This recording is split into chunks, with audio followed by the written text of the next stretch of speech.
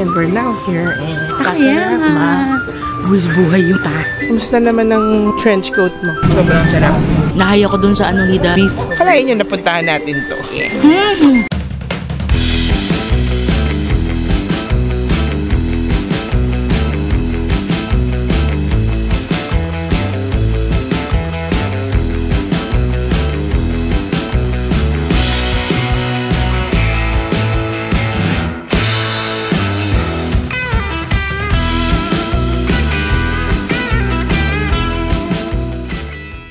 What's up, travelers? We're your favorite travel guides. I'm Eka. And I'm Tony, and today we are here in Nagoya, Japan. Tara, sabay-sabay tayong gumala. Let's go!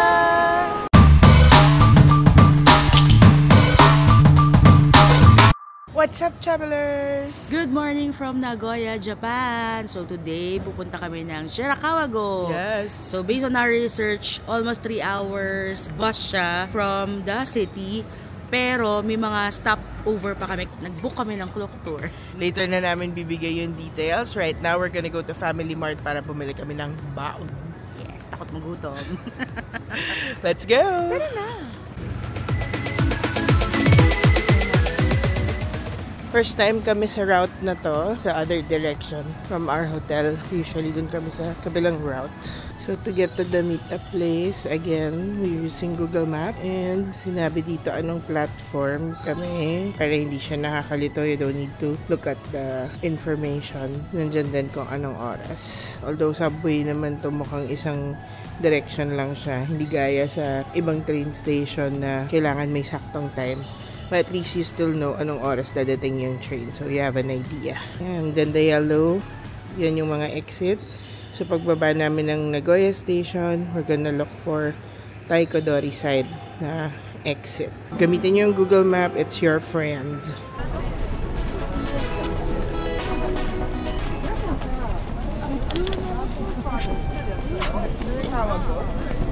Over there. Over there. Thank you.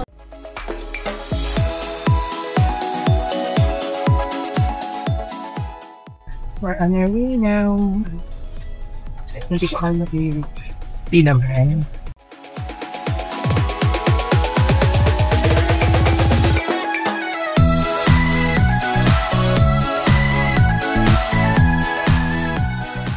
Just go straight and castle is on the top. And if you want to follow me, that's why please.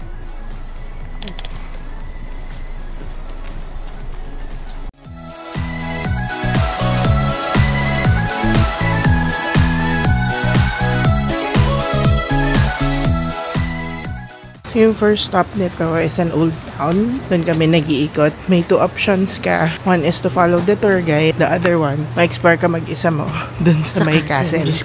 Buwis buhay yung ta. As in, paakyat siya sa bundok. Yeah. So, we chose to follow the tour guide para at least din makita namin ano yung nangyayari. Mas mag-gets namin. Let's go!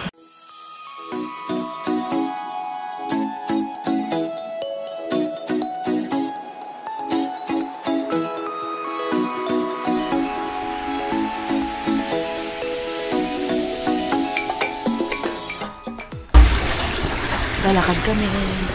Dapat maingat kasi tubig na yan. And minsan may kasalubong kami. Maliit lang yung daan. Pero ang saya. I'll show you it. Ang taba ng fish. Ayan. Yung mga koi. A lot of them actually.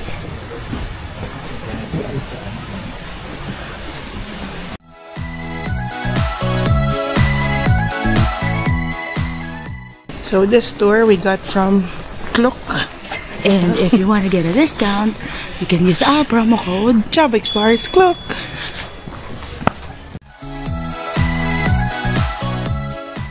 Ang ganda dito guys. Parang siyang old town. Di pala parang old town talaga siya. para siyang youth win na walang, na mayroong snow. Saka wala masyadong tourists. Ayan yung mga view niya. Pero residential nga siya, no? Oo. Parang Kobe. Details ng Kobe din siya. Kasi nga old din.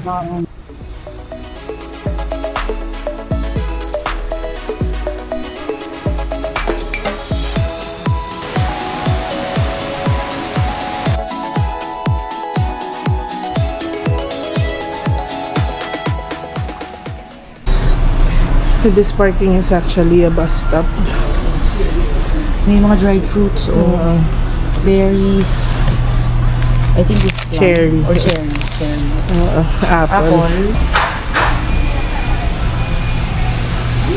Bumili kami ng dried. I think it's plum. Ay, plum yan. Ay, hindi. Ano siya? Passion fruit? Hindi. Ichijiku. Yan. So, ngayon natin matitikman ko. For 650 yan. Huwag na tayo magtalo. Di talaga namin alam ko anong binili namin. Pero, di ba? So, kung naka-Apple Watch kayo, or actually kahit anong watch, mag-alarm kayo pag sumali kayo sa gantong tour.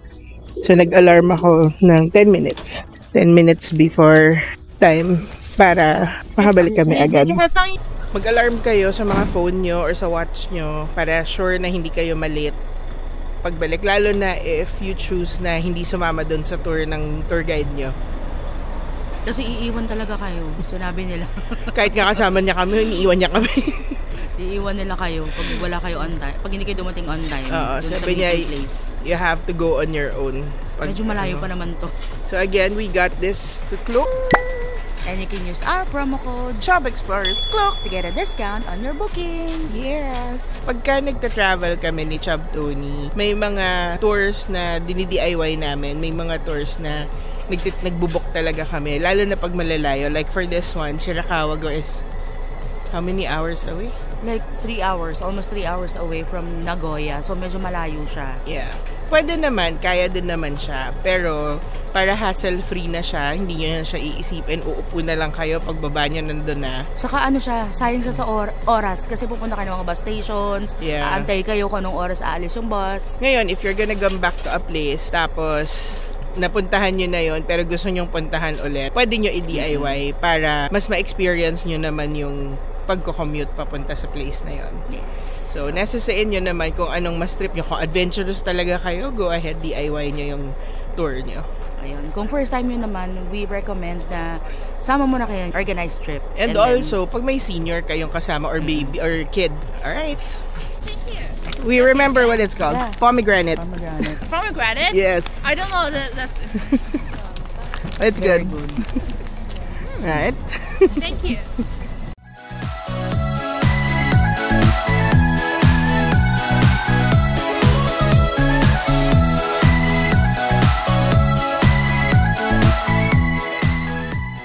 So we're here na in Takayama. And alam nyo ba, ang Takayama is famous for their Hida beef. Natitikman namin ngayon. Yes, maghahanap kami ng kakainin. Madami namang restaurants dito na Hida beef yung specialty nila. Kasi nga special sila dito. We only have 2 hours to stay here in Takayama. Kaya dapat sulitin ng oras. Yes. Ito din Takayama. They also call this Little Kyoto. Kasi yung, especially yung mga old streets niya at saka yung shopping area, no, mukha siyang Kyoto talaga.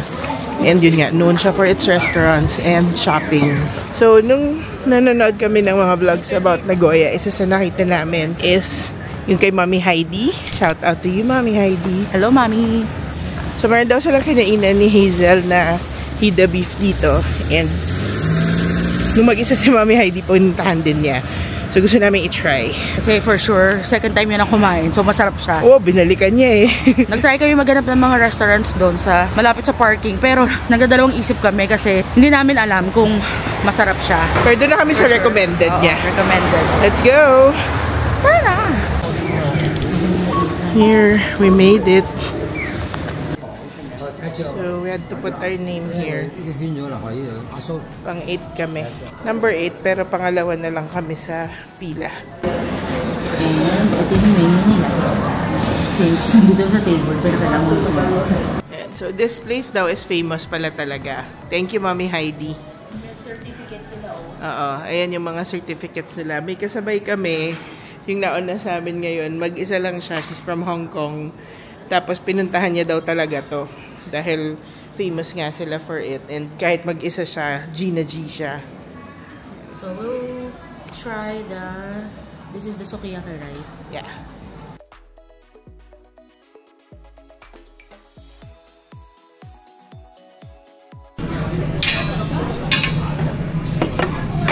Are you excited to eat? Super. Bilang famous talaga na itong restaurant. Super laki namin na matatry namin kainin ngayon yung Hida beef na.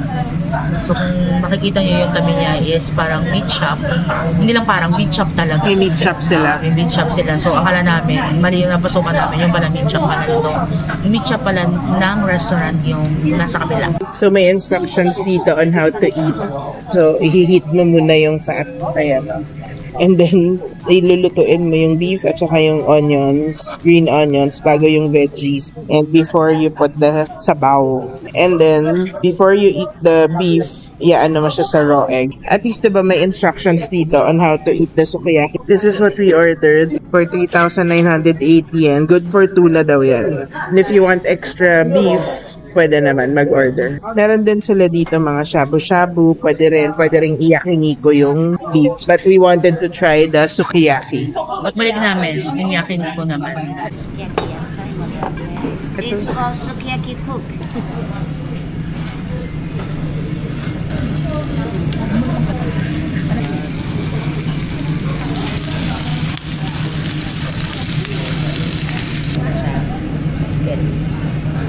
Try natin ang famous Hida beef. Sabi nila sausaw daw sa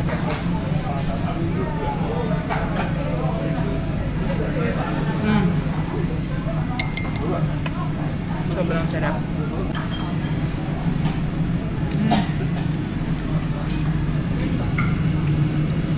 Kain muna kami, guys.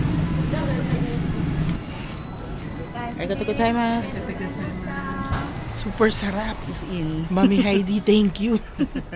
So sulit yung mahabang paglalakad from our parking, bus parking to this restaurant. And okay siya kasi hindi ganun kadami yung tao dito. Although napila pa kami pero pangalawa lang kami sa pila. And yung bill namin, so I showed you kanina ano yung in-order namin. Nag-add kami ng 100 grams ng beef kasi ang sarap talaga. So we paid a total of 5,460 yen. Not bad for Wagyu na ganun. for the quality of the meat. Kundi na lang yung time namin dito. Pero okay lang kasi yun talaga yung gusto namin puntahan dito. Babalik na kami dun sa Main Street. Maghanap kami ng shot glass. So yung Hida beef na yan na kinain namin is definitely Pasok! Chabangan! Ding, ding, ding, ding, ding, ding, ding, ding. Yan guys, tong area na to masyadong tao. Siksikan sila dun sa main. So, dahan-dahan kasi madulas at hindi na siya snow, may mga yellow-yellow. Guys, I'll show you lang. Sa mga tour na ganito, minsan malayo yung parking sa pupuntahan nyo. What I did was, mula sa parking lot, pinin ko yung location, tapos sinave ko siya. So ngayon, alam namin paano puntahan yung bus parking. Although isang straight line lang naman siya, pero para sure, ayan. So 11-minute walk to get to the parking. So, pwede nyo rin itong gawin kung nasa tour kayo and feeling nyo maliligaw kayo. So, ngayon, ang ginawa ko lang, sinerch ko lang siya ulit sa save locations ko and then directions, then start. That's one tip for you guys. Yan, so this is the main street and what they call Little Kyoto. Ang ganda, oh. Ganda ng mga old, So, may mga souvenir shops. Okay, nakabili na kaming shot glass for 500 yen. Takayama Cafe. Ayan, ang ganda ng mga cafes, ang ganda ng mga houses, mga establishments.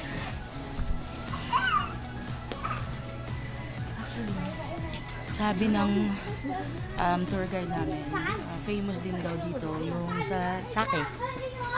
So, sake tasting. So, kung mahilig kayo sa alak, try nyo dito. Yes. Gusto ko sana mag-try ng yung mga coffee, kaya wala na kaming oras.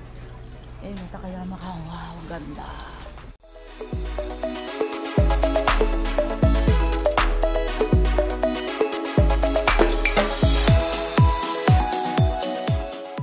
There's even a rickshaw here. Oh, kung gusto niyo mag-rickshaw. Ayan, famous nga daw sabi ni Chef Tony, local sake and beer. They have it in the store. Ang laki nitong store na to eh. Hida milk and peach. 1 liter. Arigatou. Pinili ito ni Chub Eka. So, this is Hida milk and Hida peach. Let's sit here muna to eat our ice cream. May kutsara naman siya.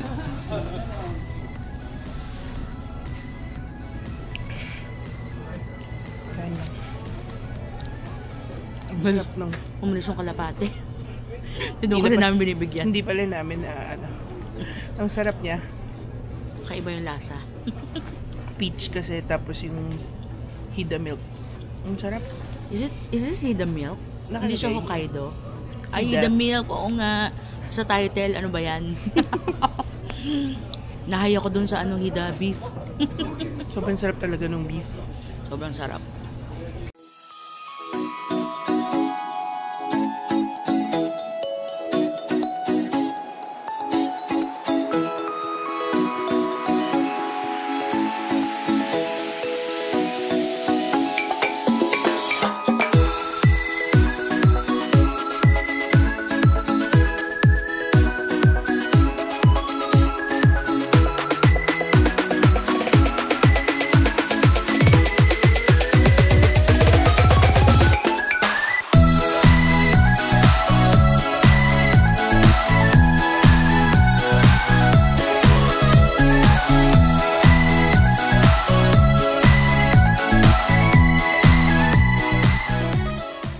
Sa Bibis, alam nyo ba? Alam nyo ba? Naglalaglag yung mga yelo sa bubong. Itong mga bahay na to, tawag sa kanila sa style na to or sa bubong niya is Gasho Zukuri. Kasi? Ibig sabihin nun, praying hands. Kasi kung titingnan mo nga naman, yan. Para siyang gawin mo praying hands. O, di ba? Kaya ganyan, para maka-withstand yan ang heavy snow. So kahit gaano kabigat yung snow, kaya niya. Galing, di ba? Yes. And another fun fact about Sierra Kawago, walang nails na ginamit sa mga bahay dito. Diba? Amazing. Walang promises dito. Kasi hindi napapako. Diba? Kasi ang pangako napapako. Dito walang napapako. Yes. Isa pa, alam nyo ba? Ano? Alam nyo ba, ha? Ano? Itong Sierra Kawago din, ang town na may heaviest snowfall or pinaka-snowy na inhabited town dito sa Japan. Kalain nyo napuntahan natin to. Yes. Diba? Pero na-expect ko sana nag-snow, pero ang araw. Yes. So nakakatakot lang dumikit sa mga houses kasi nalalaglag yung mga snow Oo, na. So baka ingat lang. bumagsak yung mga snow na nasa bubong. Ayan o, gaya niya. Kasi maaraw. So natutulaw sila. And medyo madulas. So reality lang ng pagtutour dito. And maputik. Naka-white shoes pa naman ako. Kami, tignan niya. Good luck sa shoes. Let's Tara go. na, ikot pa tayo.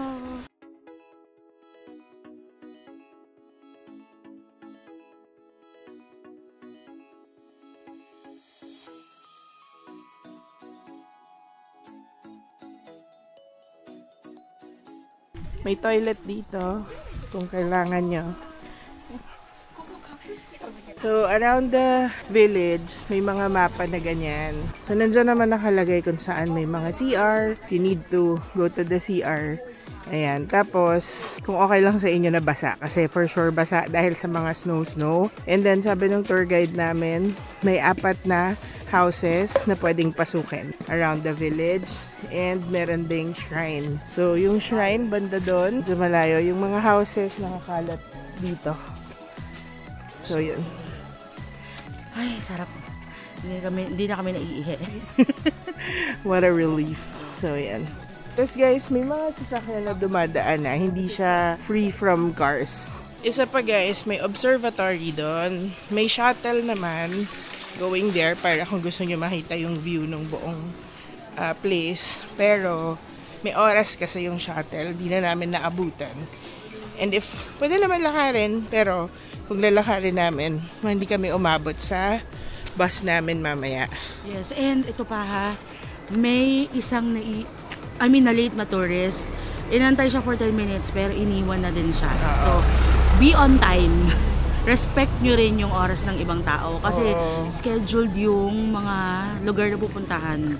Yes, so tama. Tsaka bumaba na lang lahat ng kasama niya. Ang dami nila, siguro mga 6 sila. Oo. So isa lang yung na-late, pero 6 silang bumaba. Di naman sila required bumaba. Tapos parang, although di namin naintindihan yung usapan, pero what we can make of it is parang dito na lang magkikita kung umabot sila dito. Yes. So kinuha nila yung number nung tour guide. So ayun. Yeah. Okay na ta.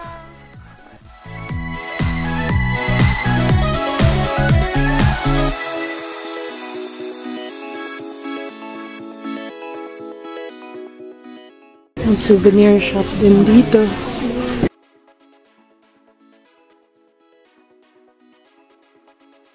So this is mochi na grilled. So for 350 yen. So tikman natin kung masarap.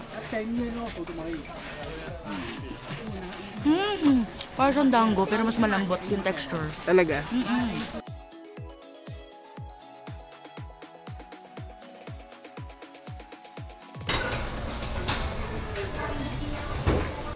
Napadpad kami sa isang para siyang inuman kind of restaurant malapit sa hotel kasi pagod na rin kami. Dapat mag-ichiran kami pero medyo malayo yung lakad. So we decided na dito. Para siyang izakaya pero restaurant siya. Kasi yung mga niya sa menu, yung mga food sa menu is parang pwedeng partner ng beer. It's mga deep fried tapos may grilled na. Oo, mga grilled. Yeah. So sana masarap. Super lapit lang nito sa hotel namin. Antayin natin yung order. So ito yung mga order namin. Sashimi, chicken, fried octopus, rice, meron pa fried noodles. And we got ginger ale. Sabi kasi dapat bumili ng drink. And fried noodles. Sobrang sarap ng fried rice. Dahil with dinner, dito kami sa Yamachan. Kumain. Grabe, sobrang sarap ng fried rice nila. Yeah, tapos we had yung famous na chicken taba. Sorry, lalagay ko na lang dito sa baba kung ano tawag din sa chicken that's famous here in Nagoya. Chicken wings siya. Unang order namin isang fried rice lang, pero umorder ulit kami ng extra fried rice and extra order ng chicken kasi sobrang sarap niya talaga. Oo, tapos ang juicy nung chicken no, tapos yung flavor niya. Para siyang soy chicken na basta may iba sa kanya. Tapos yung fried rice, hindi siya simpleng garlic rice May iba, basta ang sarap. And then yung noodles, may subtle taste ng yakisoba, pero hindi ganun kaalat. So tamang-tama lang lahat. Yes, and then yung sashimi fresh. Anyway, our bill was 5,793. So ngayon, babalik kami sa hotel. Pero dadaan muna kaming Family Mart. Our Family Mart haul. Family Mart is mandatory every time bago ka pumunta ng hotel. Hindi pwedeng hindi. Tara! Let's go! Ayun na nga. So, tapos na yung araw namin for today's video. So, ang gaganda ng mga pinuntahan naming lugar. So, medyo malayo lang dito sa city. Pero sulit ang pagod. So, unang-una pinuntahan namin is Gujo, Hachiman, Old Town. And then, pangalawa yung Takayama. And then, pangatlo yung Shirikawa-go. Sa Takayama kami kumain ng Hida beef. Sobrang sarap. Ano siya, Wagyu din siya. Na known siya doon sa Takayama. Thank you again, Mami Heidi, for the recommendation. Yes, and Hazel! Shout out. Okay, tapos... So, itong tour namin for today, we booked it through Klook. And if you want to get a discount, you can use our promo code Chub Explorers Klook. Follow us on our social media accounts, Facebook, TikTok, and Instagram. And don't forget to comment, like, and subscribe. Hanggang sa susunod na gala. Paalam!